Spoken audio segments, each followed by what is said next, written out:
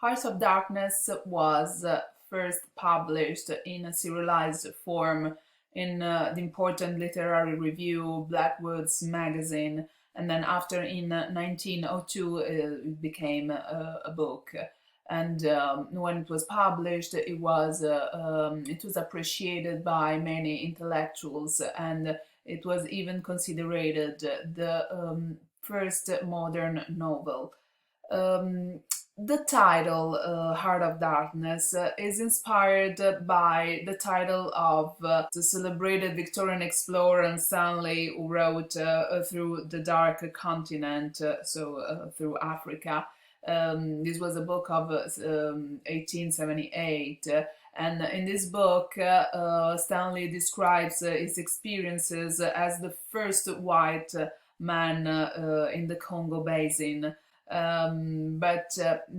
Anyway, we have to consider that the darkness of the title it refers both to the dark continent and also the dark side of human nature, so the unconscious. Marlowe's journey, Marlowe is the protagonist, is a journey into the heart of both these darknesses, the inner darkness and the darkness of Africa. And this establishes a symbolism that pervades the whole novel. In this time, the area of Congo was belonging to Belgium, and it was a vast territory in process of colonialization by King Leopold II of Belgium. The ruthless exploitation of people and land, bad management, and the ignorance and cruelty of colonialism surrounds the story of one man experiences in Africa. The novel reflects the terrible reality that Conrad actually found on his arrival in the Congo. He described the Belgian colonial invasion of the Congo as the vilest scramble for loot that ever disfigured the history of human conscience. These were his textual words. This loot that he was making reference about, looting means bottino, is ivory, rubber, and vegetable oils. Throughout the novel, Conrad attacks the colonialists who, dominated by greed and avarice, in no way resemble the missionaries and the bringers of culture that King Leopold of Belgium described to the world. Conrad ironically refers to the colonialists as pilgrims, but on the whole, the novel is not so much a criticism of colonialism, but more about barbarity in general.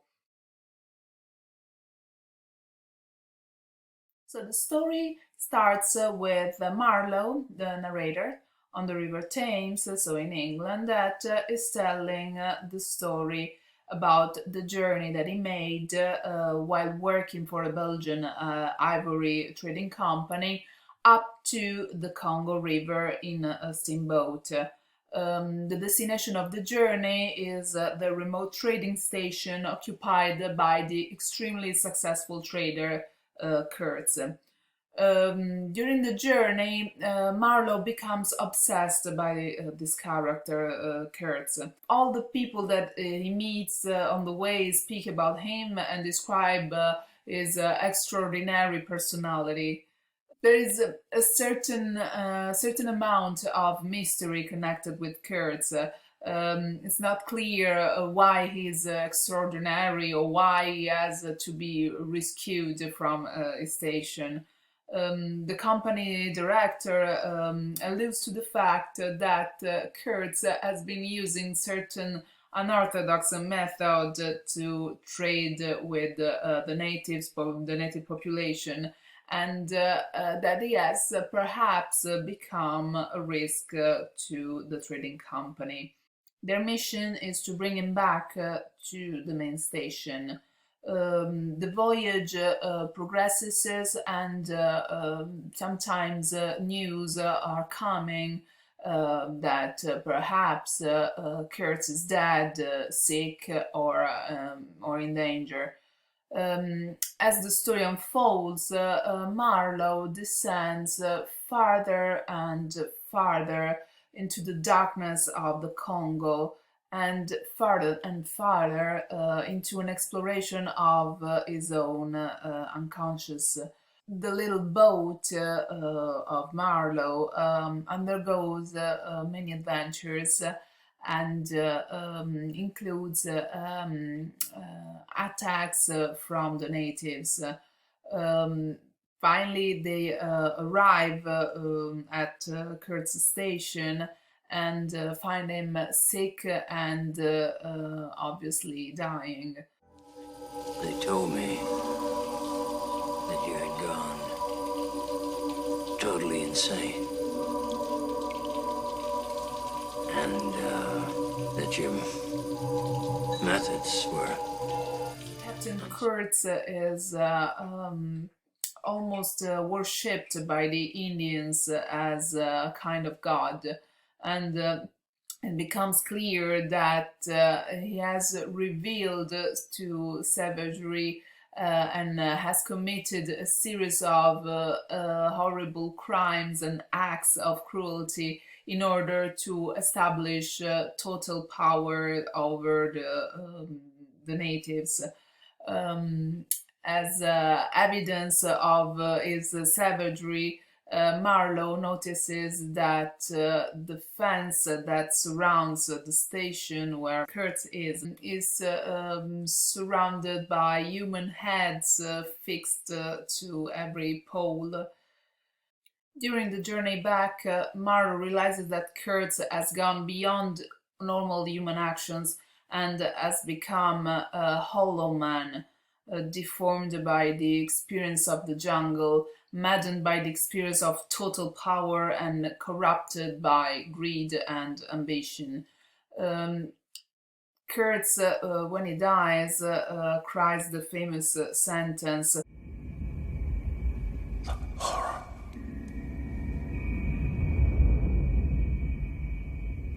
Horror. the horror, referring to the horror of having seen into the most awful depth of a human soul. Marlowe then understands that he can never descend so far into his own self as Kurtz has so clearly done at the cost of madness and death, and concludes his story with his own decision to leave the River Congo, Africa, and darkness, and to return to the light. Did I return?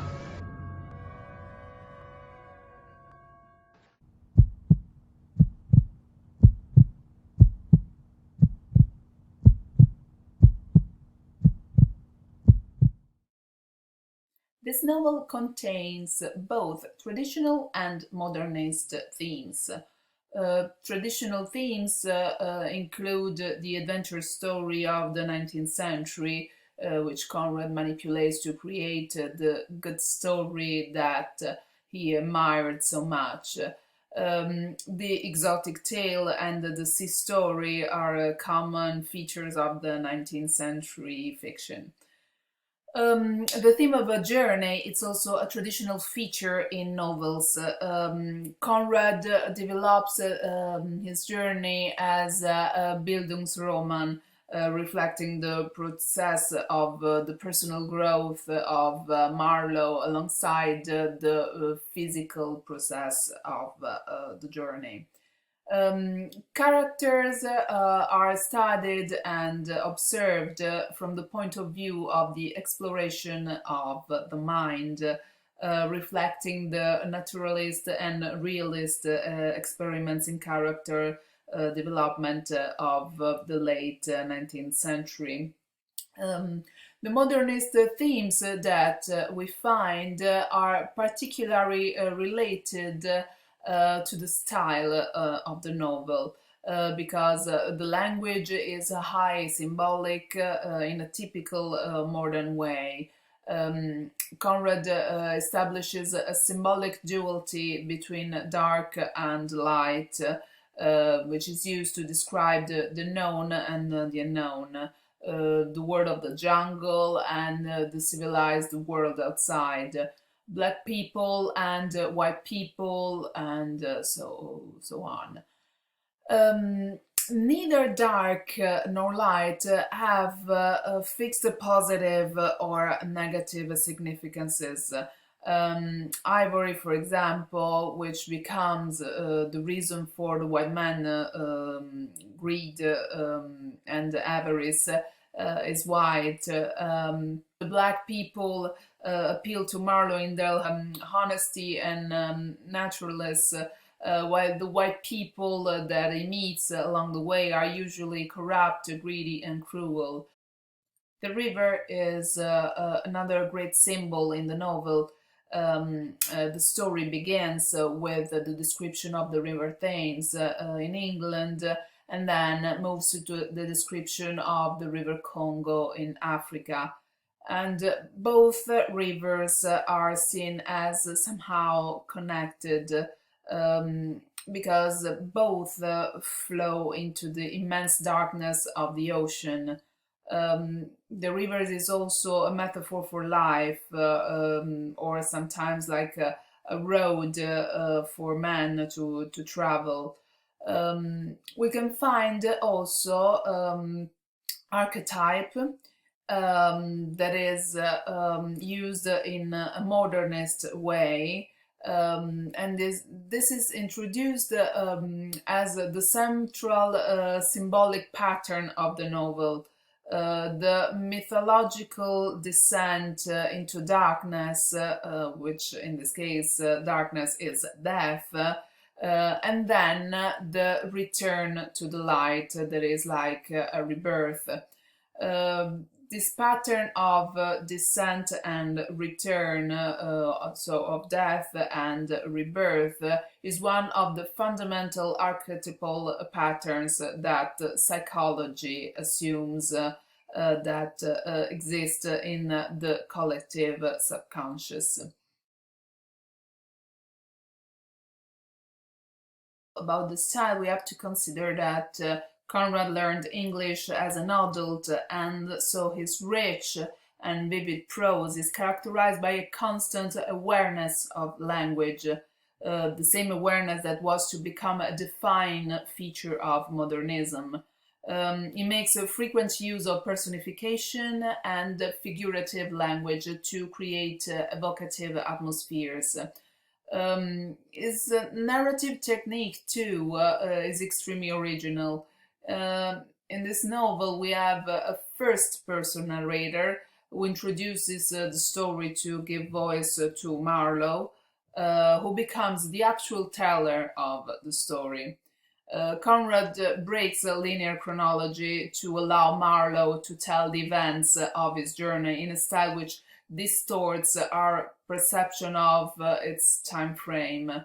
Though he only actually meets Kurtz at the end of the story, Kurt's presence pervades the whole of the story, and present, past, and future time are superimposed in Marlowe's mind. So there's a mix of time during the narration.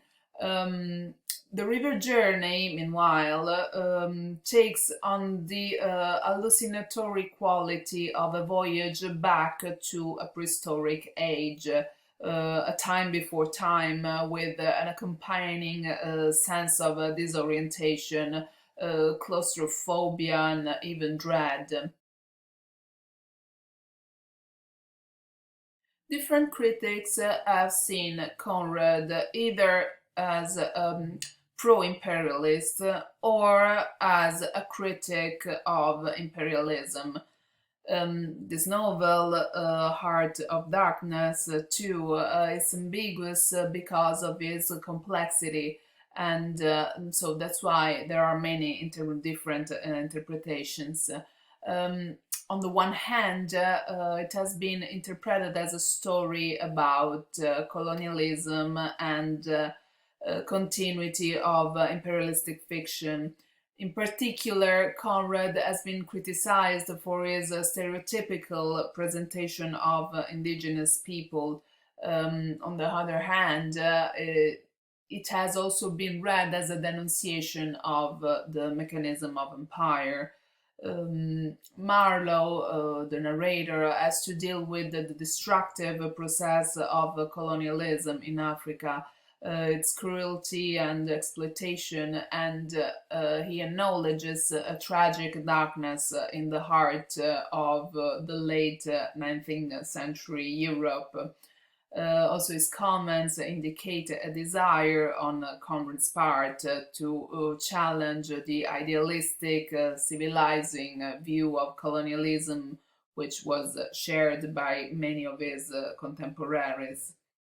Also, Heart of Darkness could be seen as a text that challenges many conventions of imperialist travels writing or adventure fiction of the time that ideologically supported the growth of British Empire. This second view is partly reflected in the character of Marlowe, because Marlowe is much more ambivalent and problematic than the typical adventure hero, like the heroes of Arthur Conan Doyle, for example. During his journey to the Congo, he has to face the difficulties connected both with the dark environment and the dark nature of people. But not only white people, white and black people. So his journey is inside the darkness of human nature, an inner journey into human consciousness. The character of Kurtz also reveals a remarkable depth and complexity. On the one hand, we get an almost mythical portrait of a good man, this mysterious chief of the trading company, an emissary of pity and science and progress, but we gradually come to realize, as the story continues, that Kurtz is at the same time a manifestation of extreme evil and savagery. He's unscrupulous and for the trading of ivory. So he kept the greed of white men, but at the same time he took the savagery of the black. Also is like a tyrant for the natives, and he uses barbarous practices to defeat his enemies. Seen from a post-colonial perspective, the idea of darkness that is central to Conrad's story can have other connotations. For example, the contrast between Europe, considered the light of reason and culture, and Africa, which represents the darkness of the forest, the darkness coming from the color of the skin, the mystery connected to the instinct.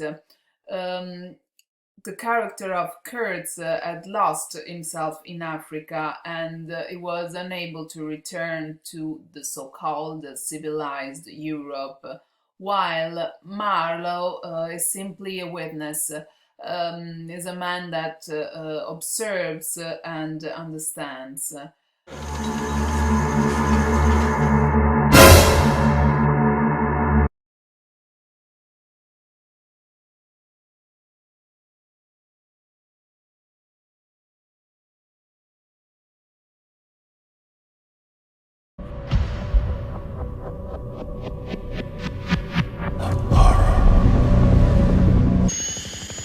He is one of the most acclaimed and controversial filmmakers of all time.